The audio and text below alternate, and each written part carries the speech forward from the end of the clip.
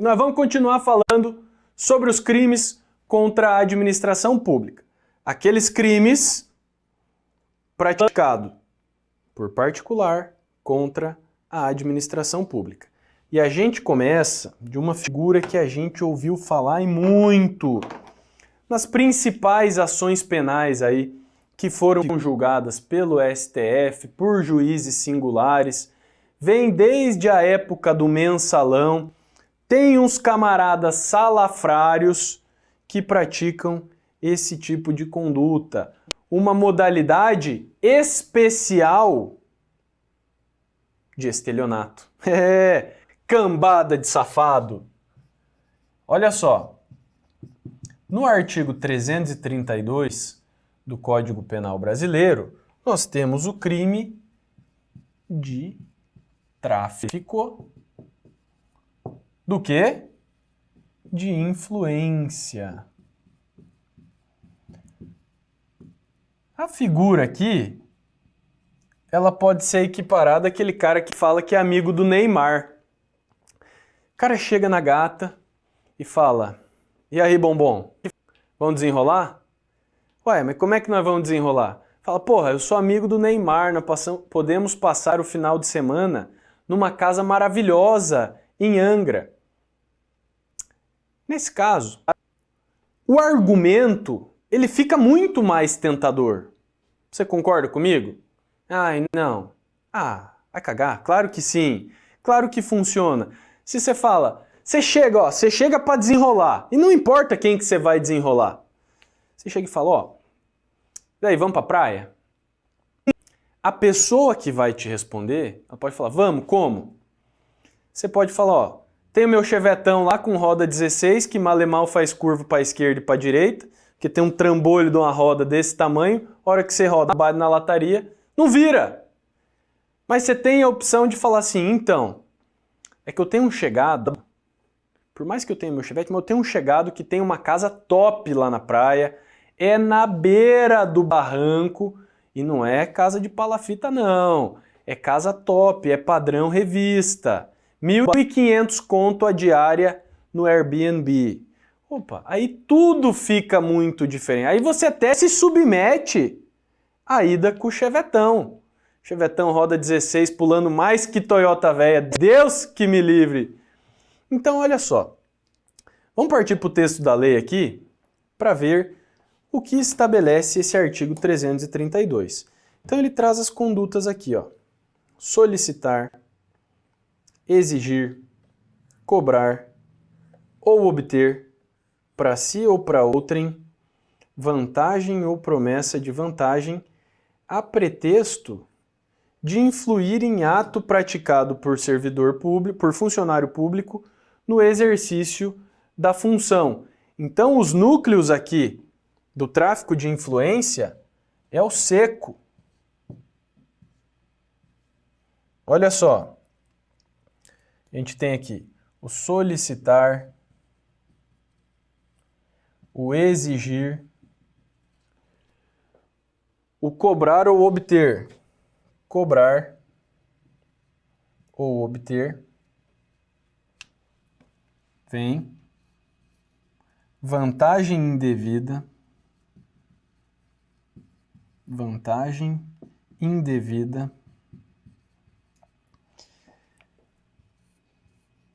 A pretexto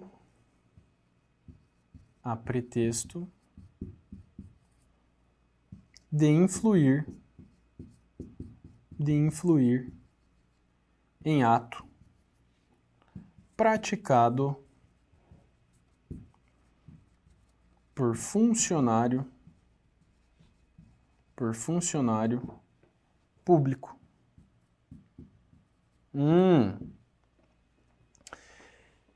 Então veja, solicitar, exigir, cobrar ou obter vantagem indevida, vantagem ou promessa de vantagem, né? A pretexto de influir em ato praticado por funcionário público. Então, o argumento para cobrar essa vantagem indevida é, ó, eu vou te ajudar com aquele camarada lá. Então, para você lembrar aqui, para você ter um raciocínio mais prático, você tenta lembrar do seguinte exemplo. O agente que cobra propina por um suposto lobby. O agente cobra a propina sobre o argumento de que ele vai influenciar no ato praticado pelo funcionário público.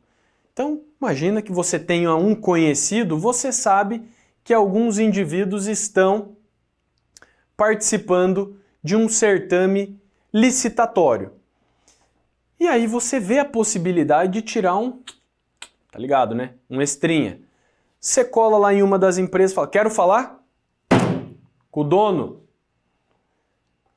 Quando você vai conversar com o dono, você fala, ó, o negócio é o seguinte, eu sei que você está participando desse processo licitatório, só que é o seguinte, eu tenho um camarada que é muito conhecido lá dentro da administração pública.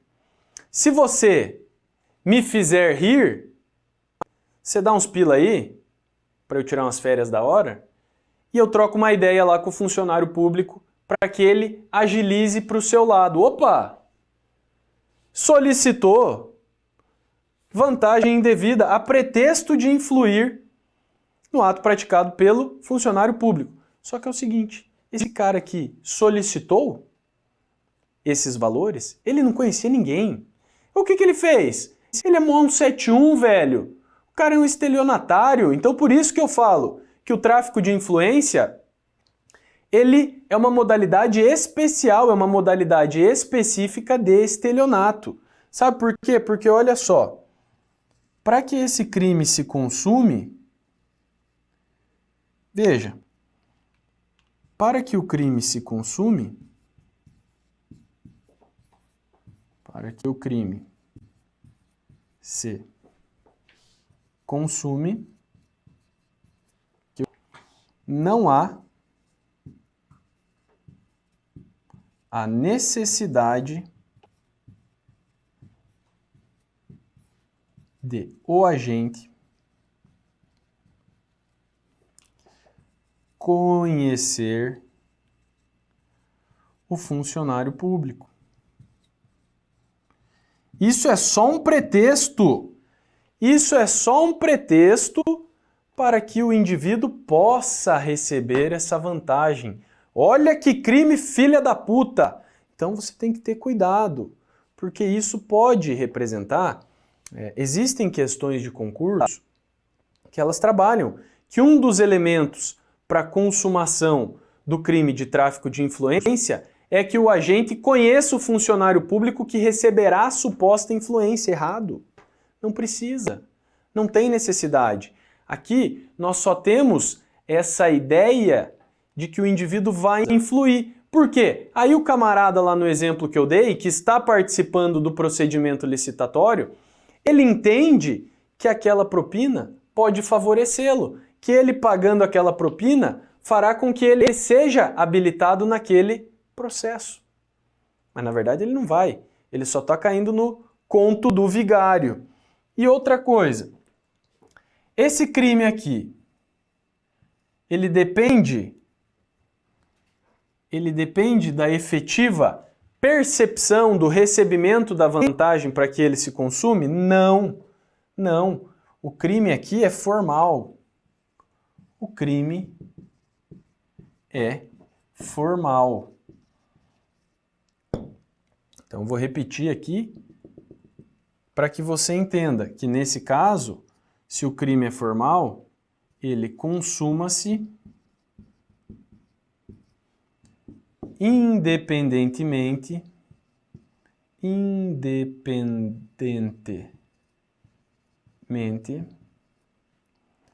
do recebimento.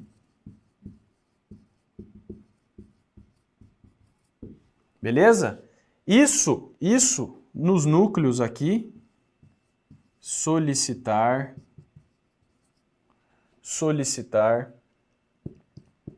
exigir e cobrar. Beleza? Ó, o crime é formal. Ele consuma-se independentemente do recebimento da vantagem. Mas nesses verbos aqui, ó, solicitar, exigir e cobrar. Porque o último verbo lá, que é o obter, ó, no núcleo. Núcleo é o verbo. Obter. Obter. O crime é material.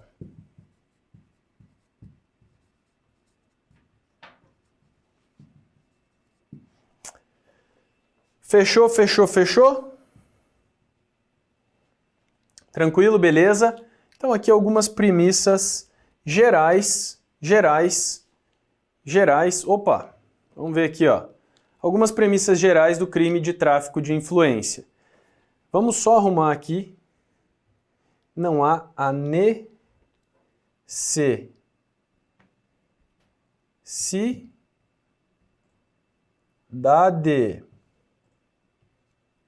de o agente. Então aqui, ó, só arrumando, corrigindo a gramática.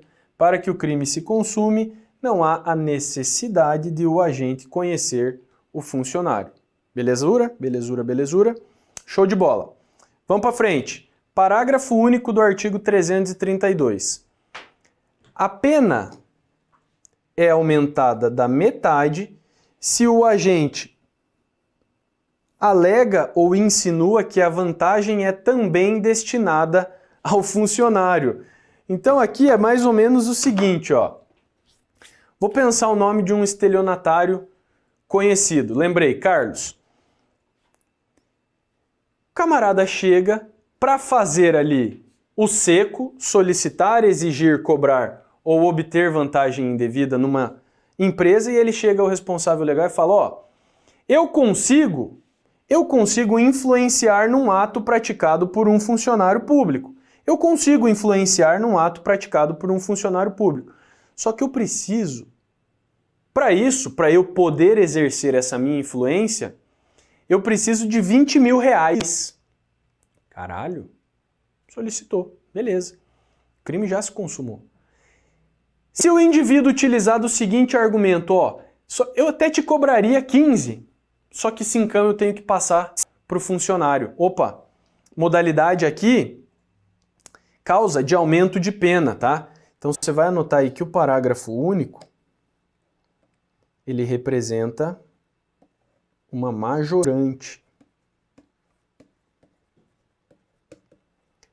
Aí você pode falar, pô, Lucas, eu tenho uma tremenda dificuldade em diferenciar uma causa qualificadora de uma causa de aumento de pena. Causa de aumento é o mesmo que majorante.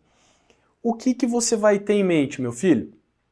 Se você tem disposições que falam que a pena é aumentada da metade, que a pena é aumentada do dobro, que a pena aumenta-se de 1/3 à metade, que a pena aumenta-se em 2/3, ou qualquer outra fração de aumento, você está diante de uma majorante, de uma causa de aumento. Show? Agora, toma cuidado. Por quê? Se você tem disposições ou intervalos distintos de pena, se a pena muda, você está diante de uma qualificadora. É o que acontece, por exemplo, lá no homicídio. Vou passar esse como parâmetro. Você tem a figura simples do caput do 121 que fala: se o homicídio é simples, a pena é de reclusão de 6 a 20 anos. Agora, se o homicídio é qualificado nas hipóteses que vem lá no parágrafo 2º, a pena será de 12 a 30. Então o que mudou aqui? Tá falando que a pena vai ser aumentada de tanto a tanto? Não. Já está trazendo positivadamente uma nova pena, um novo intervalo de pena. Então, se o intervalo de pena é distinto, você tem uma modalidade qualificada do crime. Se você tem a pena será aumentada a pena será aplicada em dobro, a pena será aumentada da metade, você tem uma causa de aumento ou uma causa majorante. Então percebam que aqui no parágrafo único você tem somente este aumento. Beleza? E a gente passa para o outro crime que será analisado nesse momento, que é o crime de corrupção ativa. Oferecer ou prometer vantagem indevida. Oferecer ou prometer vantagem indevida a funcionário público, para determiná-lo a praticar, omitir ou retardar ato de ofício. Pena altíssima, hein? De 2 a 12 anos, mais a multa. Então aqui a gente tem como núcleo oferecer ou prometer vantagem indevida. Então, artigo 333, você tem a conduta de corrupção ativa, que trabalha com a conduta de oferecer ou prometer vantagem indevida. Vantagem indevida. Para quê? Para que o funcionário público faça ou deixe de fazer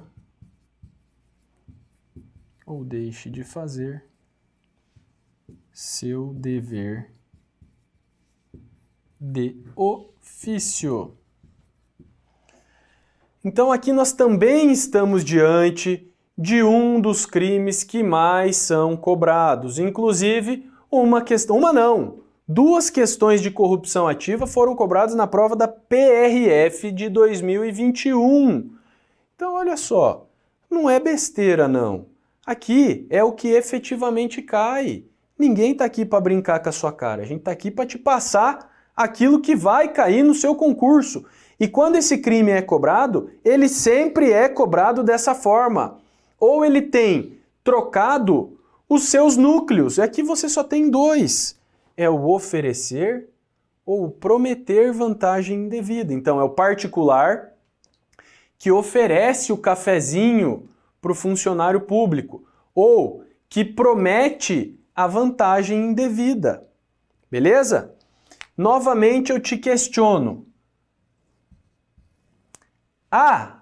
Existe a necessidade de o funcionário público efetivamente ter a vantagem indevida? Vamos lá. Você vai anotar o seguinte aí. Do mesmo jeito que acontece lá no crime de corrupção passiva, você vai lembrar que aqui o crime é formal. O crime é formal. Ou seja, independe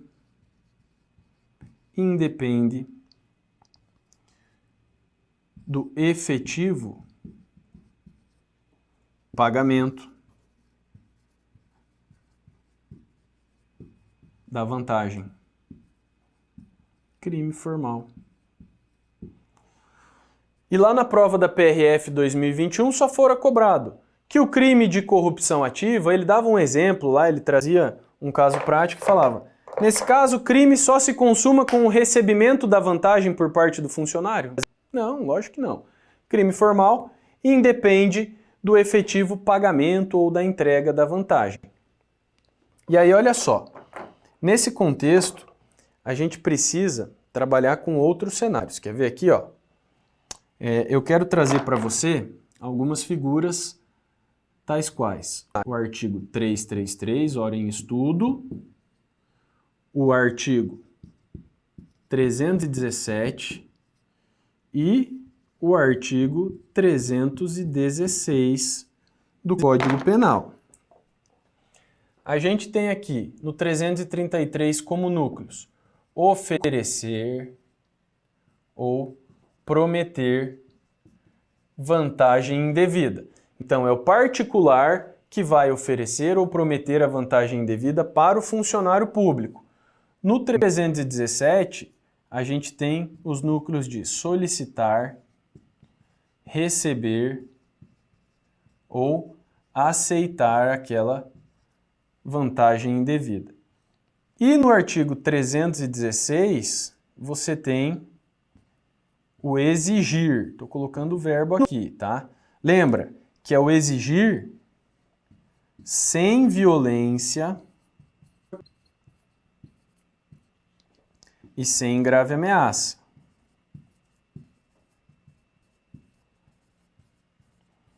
Se no ato da exigência o funcionário público pratica violência ou grave ameaça para que ele tenha a vantagem indevida, ele não vai responder por concussão. A conduta dele vai migrar lá para extorsão no artigo 158 do Código Penal. Então vejam, as questões aqui, elas trabalham muito com as naturezas jurídicas desses crimes. E você vai ver que na maioria das vezes, quase todas as vezes, né, exceto aqui no receber, em que o crime será material, nas outras hipóteses, o crime será sempre formal, que é onde eu vou deixar esse F. Ou seja, independe do recebimento da vantagem por parte dos agentes. Basta efetivamente que haja a promessa do pagamento dessa vantagem, a solicitação, o aceite ou a exigência. E além disso, você não vai confundir ou promover ou intercalar aqui os verbos. Cada uma dessas condutas é dotada das suas próprias particularidades. O ponto que talvez represente uma dúvida maior seja para diferenciar a solicitação da exigência. Mas isso tudo vai depender muito da intensidade. Tudo é pautado na intensidade. Se houver a imposição, se houver a ordem efetiva, você está diante da exigência. Então você precisa ter cautela, porque na maioria das vezes a questão ela vai trazer. Tem uma questão que recentemente eu resolvi, provavelmente ela vai estar aí como bateria de questões para os senhores, que é no seguinte sentido: o vereador que exige parte do salário dos funcionários pratica o crime de corrupção passiva? Nesse caso, você não precisa saber se a conduta é ou não é crime, mas se ele falou que o vereador exige, é porque ele está se referindo ao crime de concussão. Então, muitas vezes, vocês vão se deparar com questões que vai trazer um crime, mas que vai te dar outro núcleo. Então, você vai ter a visão necessária aí para conseguir evitar esse tipo de situação e não cair na pegadinha, beleza? Joga para a tela aí, vamos para esse parágrafo único para que possamos arrematar. A pena é aumentada de 1/3. A pena é aumentada de 1/3 se, em razão da vantagem ou promessa de vantagem, o funcionário retarda ou omite ato de ofício, ou o pratica infringindo o dever funcional. Então haverá esse aumento da pena aqui de 1/3, se em razão daquela vantagem ou promessa que o particular ofereceu, o funcionário público ele dá uma prevaricada. Então, se por conta da vantagem prometida, o funcionário retarda ou omite ato de ofício, ou o pratica infringindo o dever funcional, os deveres relacionados à sua função, haverá essa causa de aumento de pena. Então, o parágrafo único está falando, a pena será aumentada em 1/3. Isso é uma qualificadora ou uma causa de aumento? Você já está ligado. Isso consiste numa causa de aumento de pena. Fechou? Então arrematamos aqui nesse bloco os crimes de tráfico de influência e corrupção ativa com aqueles bizus necessários para que você acerte todas as questões nesse sentido. É isso, fiquem bem, até a próxima, tchau!